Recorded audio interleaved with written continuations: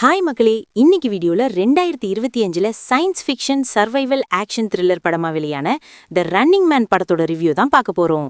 Story என்னன்னா, படத்தோட ஆரம்பத்துல நம்ம ஹீரோ பென் ரிச்சர்ட்ஸ் தன் குழந்தைக்கு உடம்பு சரியில்லாததால பணம் கேட்டு ஒரு கம்பெனில வேலை கேக்குறாரு.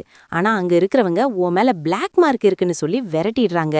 வேற வழியே இல்லாம பணம் சம்பாதிக்க அந்த சிட்டிலேயே ஃபேமஸான த ரன்னிங் மேன் ரியாலிட்டி ஷோல கலந்துக்க முடிவு பண்ணி கலந்துக்கவும் செய்றாரு.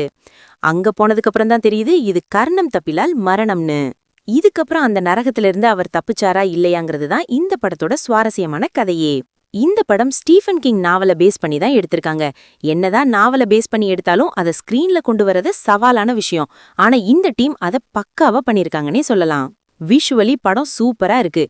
சர்வைவ் பண்றதுக்காக ஹீரோ பண்ற விஷயங்கள் எல்லாமே செம்மையா இருக்கு.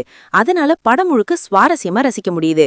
குறிப்பா ஒரு அபார்ட்மெண்ட்குள்ள வர சீக்வன்ஸ் செம பரபரப்பா இருந்துச்சு. அங்கங்க வந்த எமோஷனல் சீன்ஸும் ஓகேவா இருந்துச்சு.